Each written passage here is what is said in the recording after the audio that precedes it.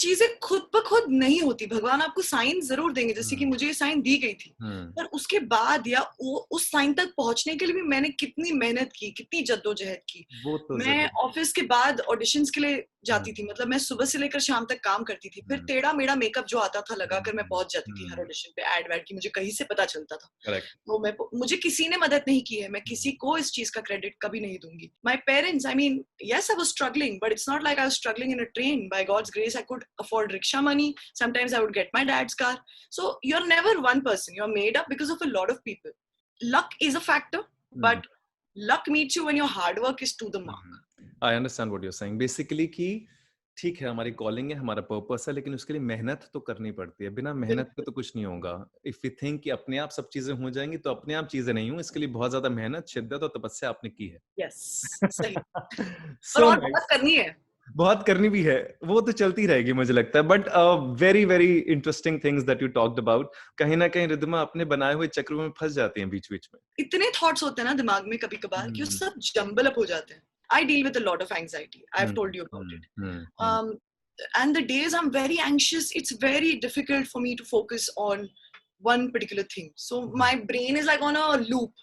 मुझे काफी चीजें उस वक्त रेपिटेशन लगती है, और ओवर थिंकिंग की वजह से ज्यादातर इमेजिनरी सिचुएशंस जो हम खुद बनाते हैं उसी के हम शिकार बन जाते हैं। दिमाग की मनगढ़ंत कहानियां। हाँ, खौफ, डर, भय। किस बात का डर है रिद्धिमा को? जो सबको है, सिर्फ मुझे एक को नहीं है। मुझे जब पहली बार पता चला कि आई सफर फ्रॉम एंजाइटी इज आज से तकरीबन 2 साल पहले। So basically my mother suffers from a kidney ailment. Her kidneys don't really function up to the mark. So due to which, like I said, ये fear सिर्फ मेरा अकेली का नहीं है, हमें सबको लगता है हमारे किसी अपने को तकलीफ में देखना या खो देना बहुत बहुत ही डरावना एक थॉट है। और इस पर लोग कैसे ओवरथिंक नहीं करते मुझे नहीं पता, पर मेरा एक फेज ऐसा आ गया था कि मैं बहुत ओवरथिंक कर रही थी और मैं काम पर भी ध्यान नहीं दे पा रही थी।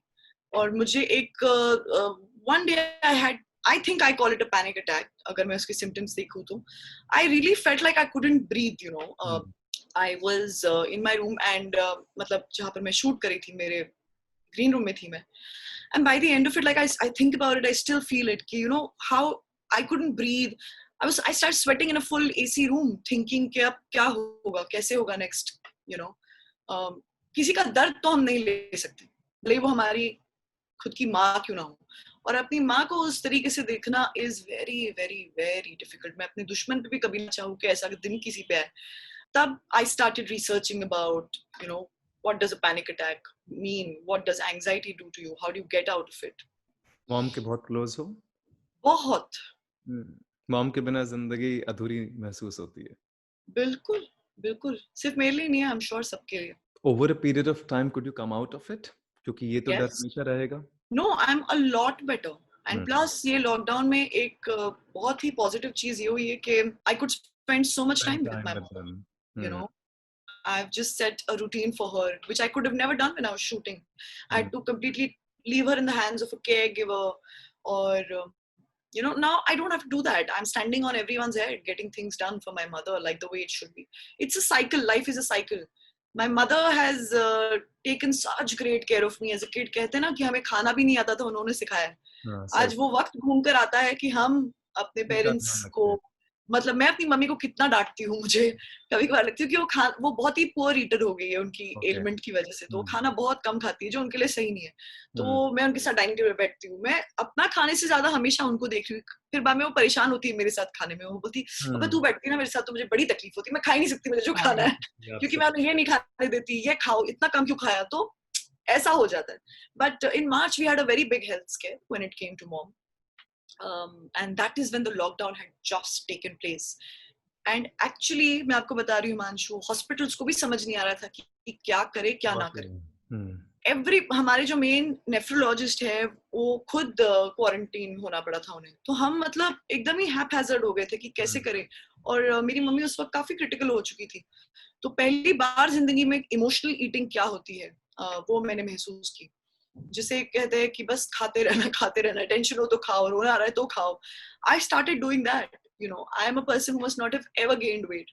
and that became a time where I just didn't understand. And hospital में सिवाय मेरे मॉम के साथ और कोई नहीं आ सकता था because वो कोरोना का वक्त था।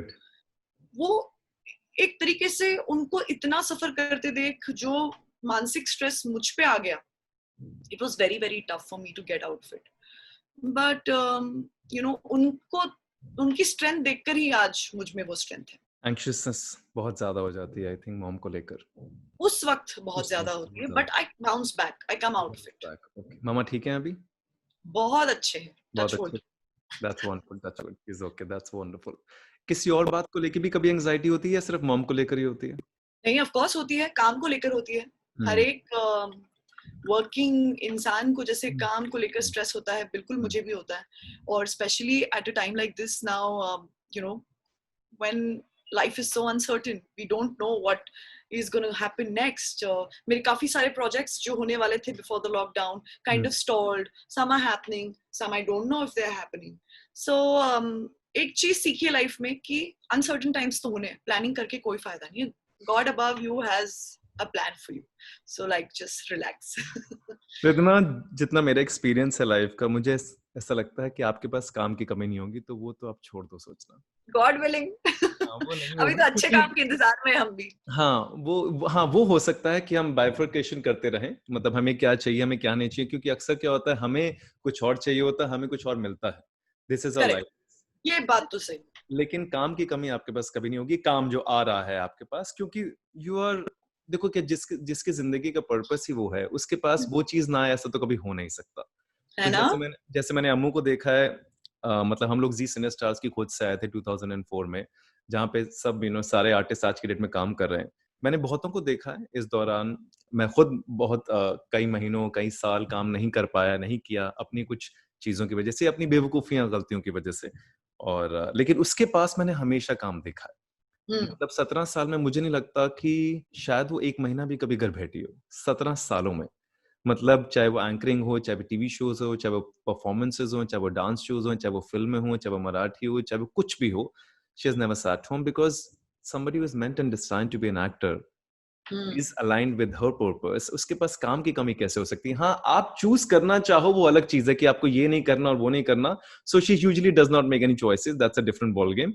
बट काम की कमी आपके पास भी नहीं होगी क्योंकि you are aligned with that purpose. हाँ, जहां तक एंग्शियसनेस की बात है, देखो क्योंकि आर्टिस्ट हो बहुत ज्यादा, और मुझे ऐसा लगता है कि एनर्जी बहुत ज्यादा है, and I see so much similarity between you and Amu, so I know that kind of energy, that kind of exuberance and that kind of restlessness keeps coming constantly. But क्या है ना, इतनी सारी एनर्जी है, उसको दिशा देना जरूरी है। तो द मोमेंट यू स्टार्ट, उसको आप दिशा दे दोगे ना, वो सारे का सारा, देखो बड़ी सिंपल सी बात है। मैंने एक इंटरव्यू देखा था बिशन सिंह बेदी जी का, he was a cricketer and बहुत पॉपुलर 1983 से पहले के जो, तो वो एक बार ही अपना इंटरव्यू दे रहे थे गौरव कपूर को ब्रेकफास्ट विद चैंपियंस में। तो उन्होंने ऐसी कुछ सक्सेस की बात कर रहे थे कुछ, तो उन्होंने कहा था कि सक्सेस बड़े पैमाने पे जिसकी हम बात करते हैं, क्योंकि हर इंसान लेजेंडरी बनना चाहता है, अगर उस लेजेंडरी सक्सेस की मैं बात करूं, तो कहते हैं कि जिस इंसान में जितना जुनून होता है, उतनी ही मात्रा में अगर सुकून भी होता है, तो आप जिंदगी में सक्सेसफुल हो सकते हो। और उन्होंने बहुत बड़ा एग्जांपल दिया था MS धोनी का, कि उस इंसान में जितना जुनून है उतना ही सुकून है। तो चेहरे पे बहुत शांतता है, लेकिन अंदर बहुत एनर्जी, लेकिन सारी एनर्जी सिमटी हुई है, एनर्जी बिखरी नहीं हुई। It's like that X-Men, somebody who has the power of fire, right? And then that fire is haywire. But then the moment you center it and give it a direction, it has a power to pierce everything throughout you. Yeah, absolutely. So once you center your energy, it will start and giving it a beautiful direction.